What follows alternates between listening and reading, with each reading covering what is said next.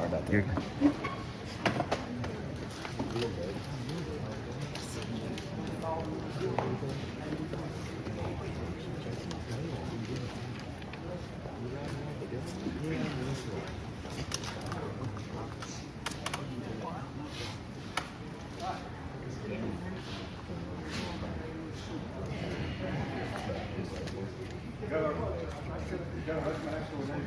Yeah, you should feel safe.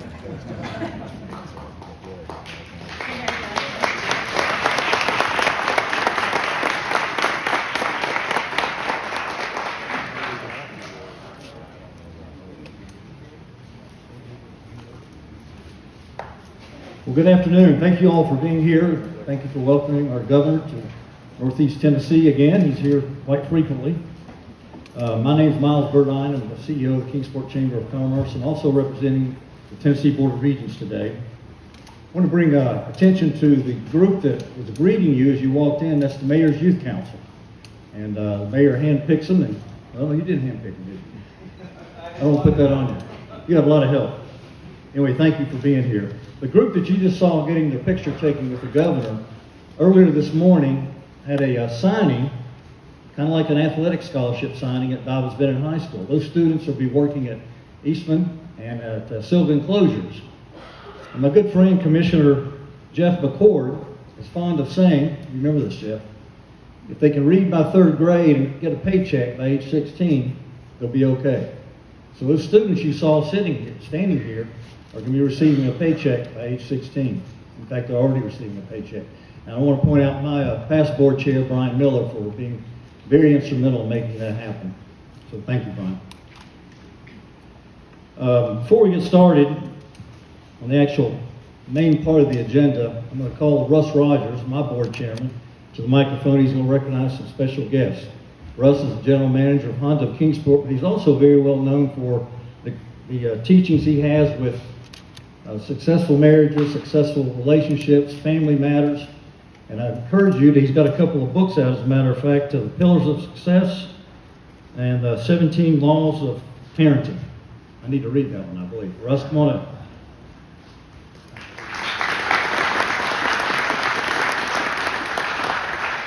Thank you, Miles. We do have some special guests here in addition to Governor Bill Lee. We have, we can hold our applause to the end. I'll read these. It's a pretty exciting group here. We have Commissioner Colette George, County Commissioner Colette George. We have our State Representative Gary Hicks, federal legislators. We have Cody Wood with Congresswoman Harshbarger's office, Nick Castle with Senator Haggerty's office, Michael Hensley with Senator Blackburn's office, Mayor Pat Schull of Kingsport, Vice Mayor Colette George, do a roll there, Alderman Darrell Duncan, Alderman James Phillips, Alderman Betsy Cooper, Alderman Paul Montgomery, Alderman Tommy Alderman, and with the Board of Education we have Jim Welch, who's the president, Melissa Woods, Brendan Fletcher, and we also have with us the Johnson City Mayor, Jenny Brock. If you would give those folks a big hand.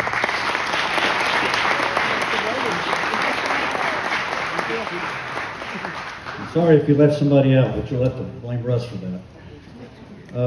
Next up, I've had the opportunity to work with Jason Munpower for over 25 years now. It's hard to believe, isn't it, Jason? He was formerly a state representative, and then he started working for state government, and but he never forgot from where he came. So anytime he has an opportunity to come up here, he does. Please join me in welcoming to the podium, Jason Munpower.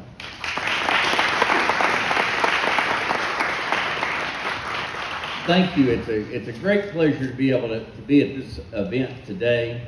You know, in fact, last night I got in the car. I live here in Sullivan County and drove to Nashville so that I could get on a plane at 6:30 this morning and fly back up here.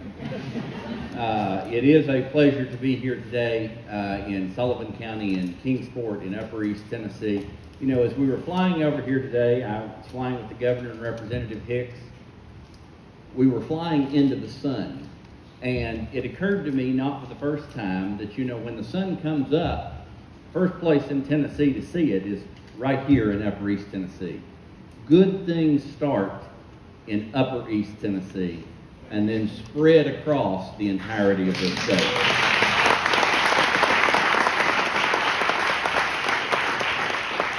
So the day starts in Tennessee. Good things like the expansion that we're celebrating today, I think are going to start here in Upper East Tennessee and be an example for so many other places across the state. It is a great privilege for me to be able to serve as Comptroller for the state of Tennessee as an Upper East Tennessean. So I appreciate being here, Governor, with you, appreciate you being here, and appreciate very much your selection of Sullivan County and Jeff McCord to be Commissioner of Labor, and thank you all very much.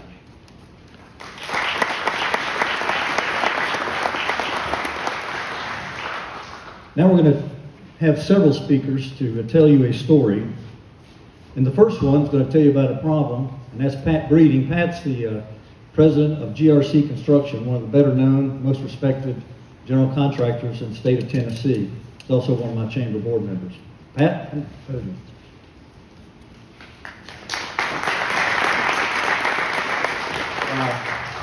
Thank you very much, but I'm going to tell you, to look out and see all these people here today, I just cannot tell you how excited I am. I grew up in the construction industry, my grandfather, my dad, so to see this, it just really warms my heart. But I wanted to share a conversation that I had with Miles Burdine in the chamber lobby. It wasn't too long ago. We were talking about all the great opportunities that we had in this region. It's just unprecedented times, between the manufacturing, the retail, and the construction industry. There's just so many opportunities. But with these opportunities also come challenges. And our challenge is the workforce. We cannot answer the bell to these opportunities with the current workforce that we have. So Miles and I were doing what two men do, just throwing ideas back and forth.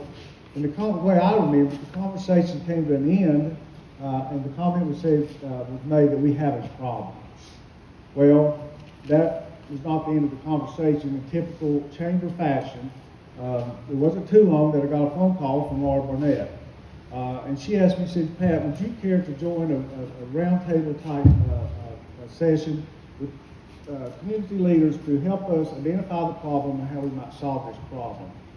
So I said, sure, I'd love to. So I don't know if you've ever had a chance to work with Laura, but if you have not, you've missed a great opportunity. The energy, the passion that she has for this city and this region is unmatched, I promise you. So when Laura calls you to do something, I would step up and do it, okay? And it's been my great pleasure to be a small part of this. So that's how it sort of, we hang on to that saying we have a problem, but we jumped in and tried to solve it as well. Laura, again, in her way, in her fashion, brought in the educational leaders, the training leaders, and we came up with what we felt like, where we are today, a way to grab hold of this opportunity and develop our workforce. Basically, I think today we're just seeing the surface. We just scratched the surface of what lies in front of us. Again, I've personally been in the construction industry for over 35 years. And I have never in the 35 years seen the energy or the resources being put towards this problem we have. This workforce development problem we have. We've got the right people in the right place at the right time, and I'm excited about it.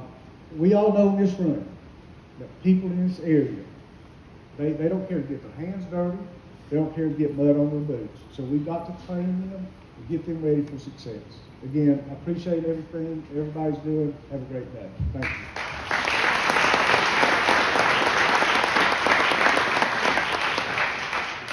Another part of the problem is going to be addressed by the president of the Board of Education, Mr. Jim Welch. Jim retired from Kingsport City Schools after 30 years of teaching history, and then he led the Elizabeth Griffin Foundation for 20 years, and now he's not really retired. He's still working at the Board of Education. Jim, come on up.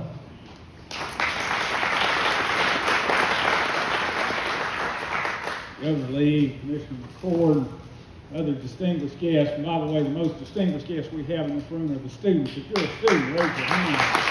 Because you're not here, you won't be here tomorrow. The City of Kingsport has long been committed to providing a world-class education to the children of this community. To accomplish this, we have historically nourished a strong collaboration with local businesses and industries, as well as regional universities, colleges, And by the way, I don't know how many school systems in America share their main office building with the Chamber of Commerce. But we've also been able to nurture a very positive relationship with the Board of Mayor and Aldermen. With that total collaboration, over generations, Kingsport has built an academic curriculum and reputation that allows our students to compete with graduates of any public or private high school in the nation. You can find the graduates of our system on the dean's list of colleges and universities around the world. You can find our graduates as physicians, as chemists, as engineers, as managers, as physicists, as professors, as entrepreneurs, as sales and marketing professors, as nurses, architects, and teachers and preachers, and a myriad of other occupations. You can find our graduates in C-suites and owning their own businesses. And while we are admittedly proud of these graduates, our board, Dr. Morehouse, our director, and other leaders in our school system, together we know that we have another field of effort that deserves just as much work. And that work is providing for tomorrow's workforce. That field is in providing opportunities for our students to gain world-class career technical skills that will enable those students to not only gain entry into well-paying careers, but also empower them to become leaders in those careers. Opportunities such as we celebrate today mark another step forward in our collective path to give just as much attention to flipping tassels on college mortarboards as actually building student skills and working with real mortar and real boards. I have no doubt that business and industry will continue to support this effort in this area, and as a result, we will attract more people to Northeast Tennessee. We will attract more businesses and industry to Northeast Tennessee. And Governor, your problem is going to be building highways fast enough so that they can all get here. Thank you.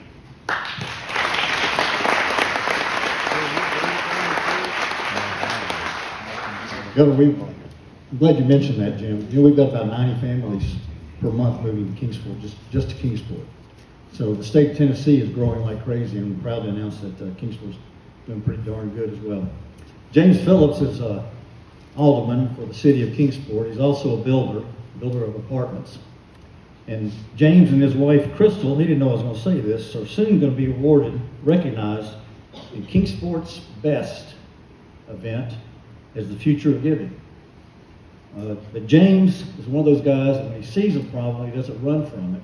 He sees it as an opportunity. So James, please come tell us about the opportunity.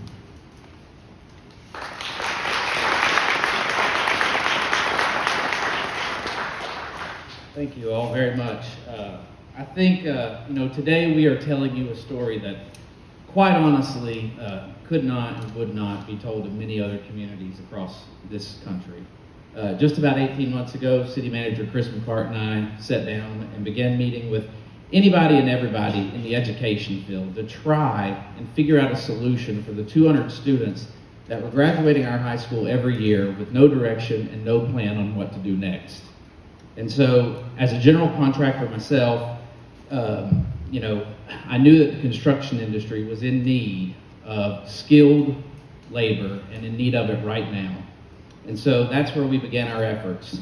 And little did we know that at the same time, the Chamber was also in the process of doing something similar. And so we immediately brought our groups together and tried to find a solution, knowing that timing was crucial.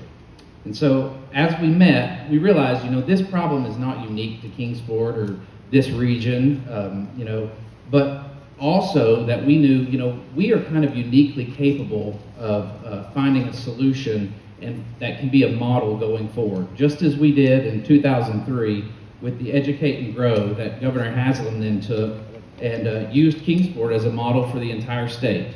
And so through a simple slogan my dad taught me, which is, it's amazing what you can accomplish when no one cares who gets the credit. we were able to align our high schools, our 2-year, our 4-year colleges, and our TCAT to achieve what you see here today. And so I just want to say thank you to TCAT Elizabethton, Northeast State Community College, ETSU, Dobbins-Bennett, our Kingsport Chamber, our Kingsport Higher Education Commission, our city and state leadership, and anybody else that had a hand in making this happen in less than a year, which is incredible. And, you know, I think that this can be a model for what cooperation in education can achieve. And so I also believe that it does not stop here. Thanks to Governor Lee's budget that has $200 million earmarked towards TCAT infrastructure investments, because the state has a goal of doubling the skilled workforce by 2026. I think you're going to see more programs here and more success stories here, and I can promise you we are already working on those. So thank you.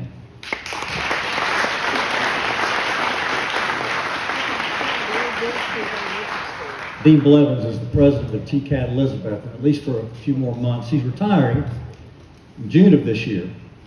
Dean has been serving in the CTE business for over 30 years. I think that in itself deserves a round of applause.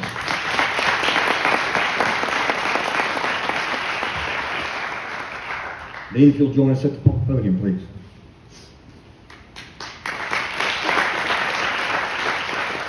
Thanks, Mike.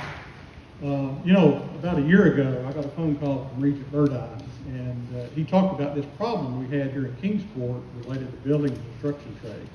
And so, you know, that's the work we do as TCATs. And so we met with some of the contractors in the area to talk about what we need to do.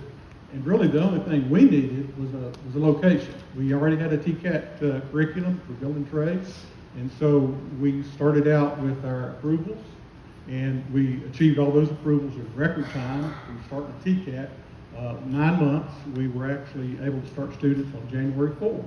And so that brings us here today to a ceremonial ribbon cutting. I want to take a personal point of privilege and thank our governor.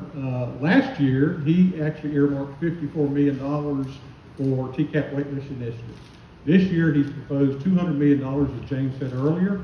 And so on behalf of all the TCATs across the state of Tennessee, I want to say thank you for allowing us to make the things like you see here today happen with that funding, so that we can develop workforce initiatives such as this, so we can support our business and industry partners. We also set out to work with local partners. You see Rigid signed on, Ryobi signed on, and that's truly important for us to stand up these kinds of activities so that we've got multiple partners working on this problem together. So again, thank you, Governor Lee.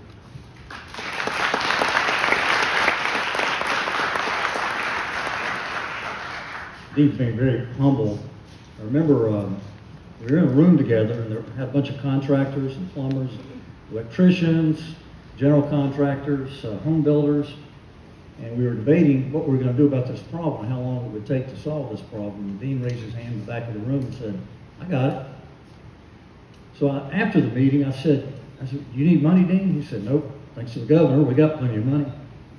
I said, "You need curriculum?" He said, "Nope, got that." I said, "Do you need instructors?" He said, "No, I've got that." I said, "What do you need?" As he described earlier, he said, "I need a location." So Chris McCart's going to bring it home for you. Chris?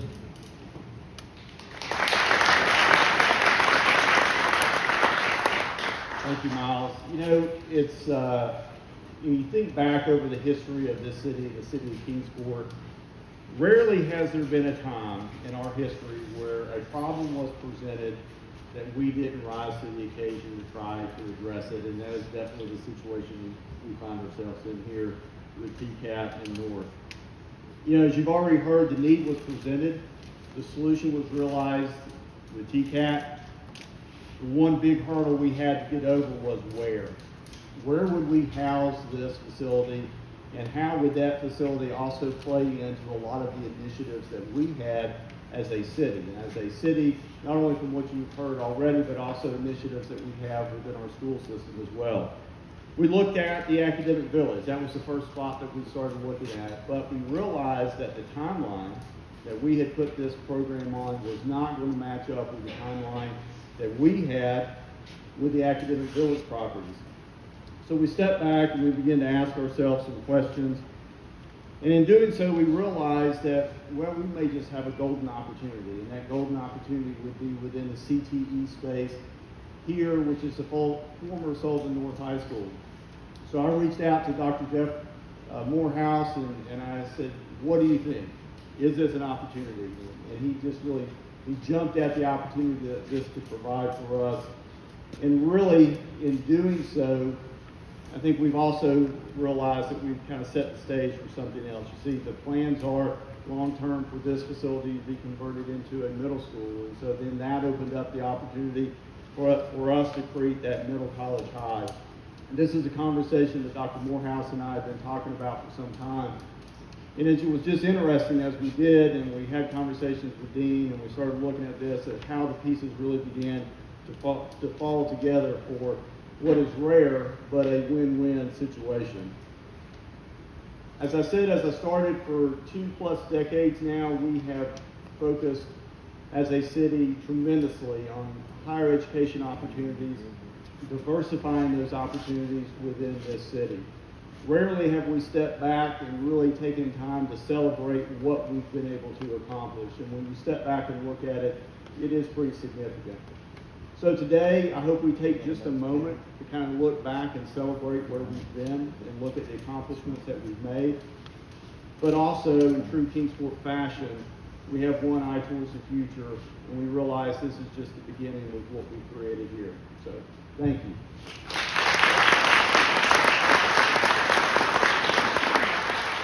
I too want to say thank you to Dr. Morehouse. Your vision is truly remarkable and ability to make it happen. Thank you very, very much. Very, very proud. Next on the agenda is Commissioner of Tennessee Department of Labor and Workforce Development, Jeff McCord. Proud to call Jeff a friend, and he's done a remarkable job. Probably had one of the most difficult jobs in the whole state of Tennessee the past 2 years, along with our governor. And Jeff, Governor, we want him back someday. Don't know when that's going to be, but I know he's extremely, extremely loyal to you. But hopefully he'll return back here someday. Jeff is just like Jason Munpower. He never forgot where he came from. But while Jeff was here, he wrote a column for the Kingsport Times-News. I look forward to it every Sunday morning. And I actually kept most of those columns. But I want to read one of his quotes from one of those columns that we've used over and over and over again. We have a Fourth Friday breakfast. We have a segment in there when somebody moves here, we let them give a fresh set of eyes about why they enjoy moving here. What we have here is truly remarkable. So here's what Jeff wrote, and this is an inspiration behind that segment of the breakfast every month. Over time, beauty becomes boring, graciousness a given, and miracles mundane. Familiarity makes one forget what we are truly seeing. And more often than not, it takes someone with a fresh set of eyes to remind us. Commissioner McCord, if you come to the microphone.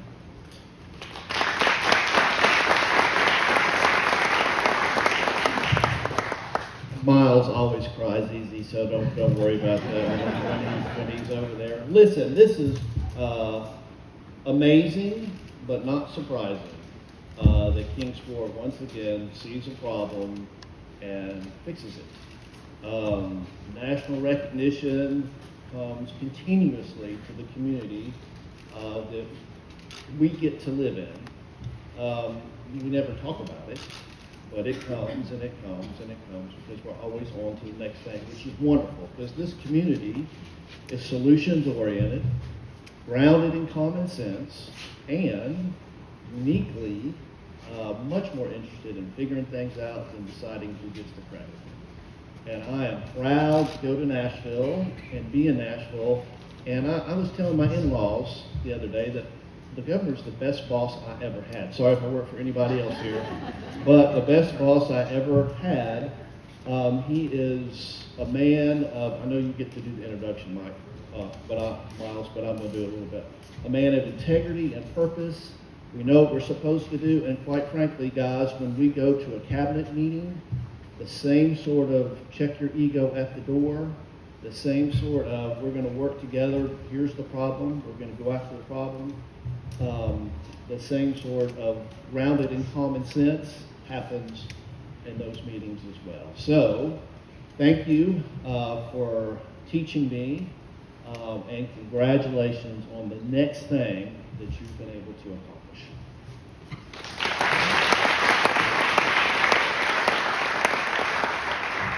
You have in front of you Governor Lee's bio, so I'm not going to bother reading that to you, but I did want to talk about him a little bit before he came to the microphone. I first met Governor Lee when he was businessman Bill Lee, before he was even a candidate for governor. Over 5 years ago, I guess it was. And he came to my office, we sat down and we talked, and when he left, I was so impressed.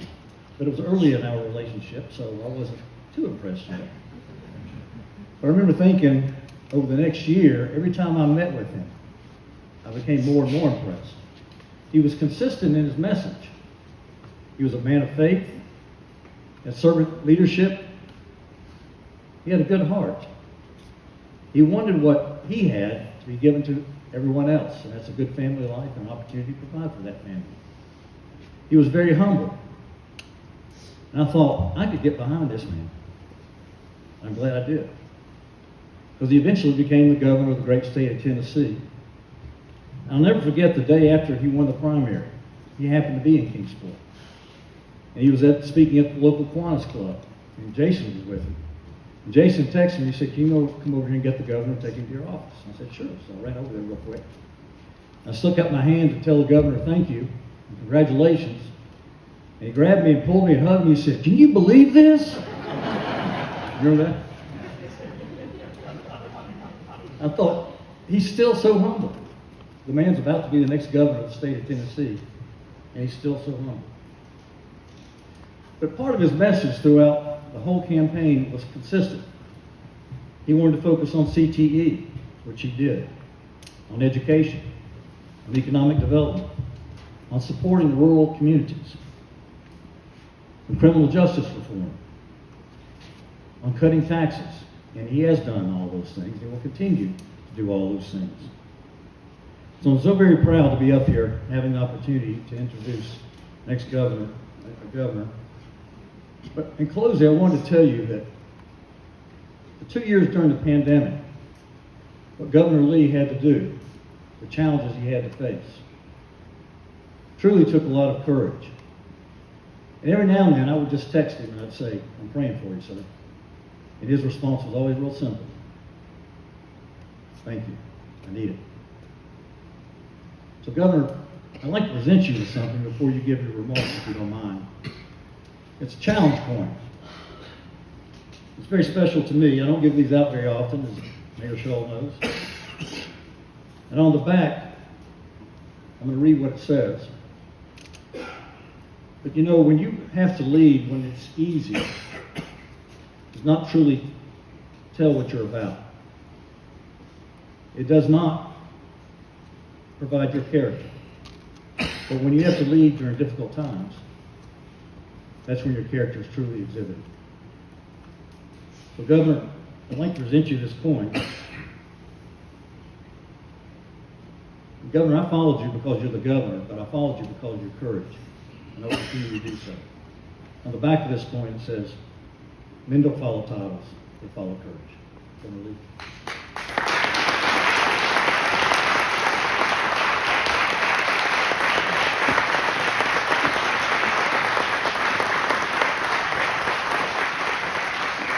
Thank you, sir. Honored to be here. This community ought to be very, very proud.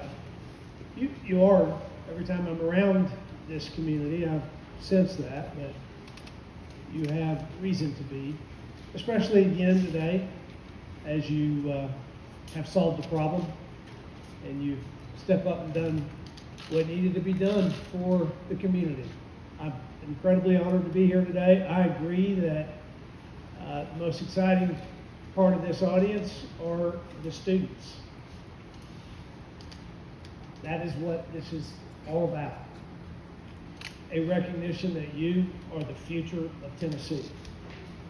That those of us who are engaged right here, you know, we're working really hard at the jobs that we have, but you are the future of our state. And that's why so many of us have put so much energy and so much thought, resources, partnership here to make this happen, because we do care about the future of our state, and you are today. Pat, when you stood up here to talk, you said you're as excited as you can be about this. You've been in the construction industry all your life, and so have I.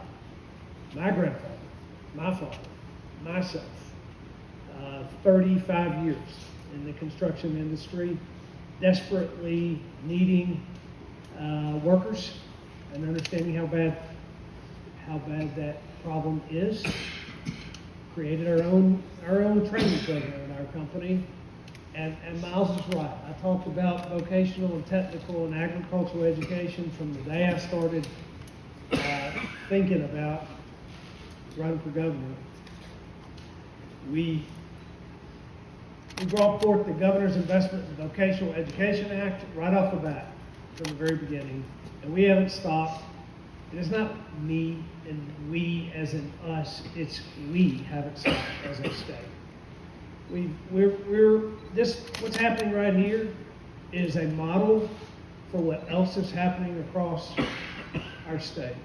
We've had an ever increasing investment in CTE education every year. This year, it's $200 million toward our colleges of applied technology, but it also includes $500 million to expand CTE programs in high schools from one end of the state to the other. This is incredibly important to me because it's incredibly important to the future of our state. And to you students, I'm an old master plumber myself.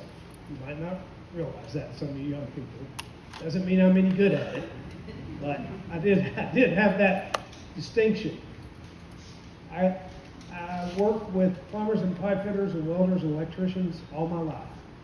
And there is a gift of connecting your brain to your hands that many students do not have. And we in this state want to develop opportunities for those who do have that gifting, to use it to develop a pathway to success for them going forward. That is what this enhanced focus on CTE education is about. It is changing the way we do high school, it's changing the way we do post-secondary. It is enhancing what we're doing in our four-year colleges. And here's why else it matters. People are coming to this state in record numbers. We're one of the most moved to states in America. You know why that is? There's a lot of reasons. One of them is I think we are America at its finest in this state. You know that in this community. People around America are seeing that across the country, and they're coming here. Not only are people moving here, but companies are moving here. Some of the most significant global brands have decided to make Tennessee their home, from East Tennessee all the way to West Tennessee. And those conversations with those companies are just ramping up more every day. Here's why it matters so much what we're doing here. When I sat across the table from the COO of one of the largest automotive companies in the world, who was deciding to build an automotive assembly plant for the first time in 50 years and make the largest investment that Ford Motor Company had ever made in the history of its corporation.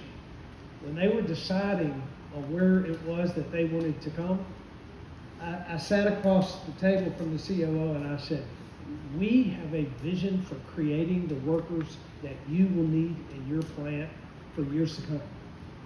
And I talked about communities like this one, and our TCATs, and our high schools, and our partnerships with community colleges, and how we are building out a workforce in this state that's different from others.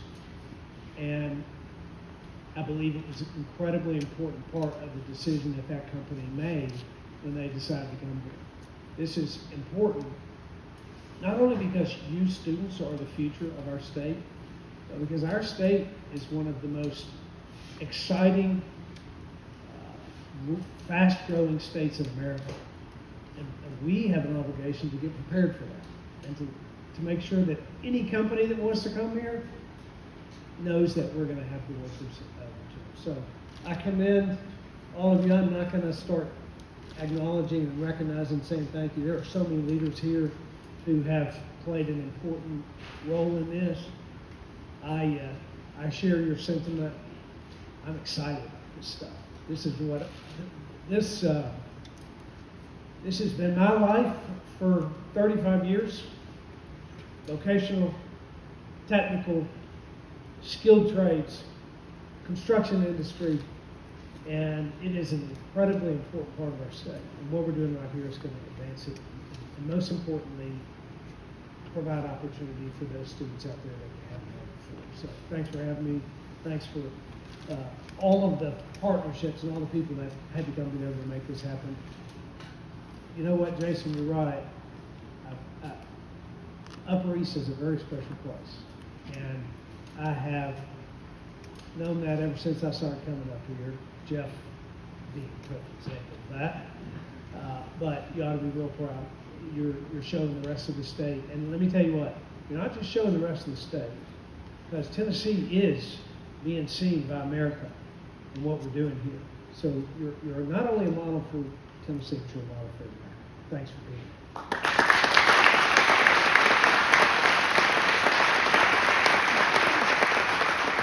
Okay, we're going to cut a ribbon now. You want to be in the picture cutting the ribbon? Come up and get in the picture, cut the ribbon.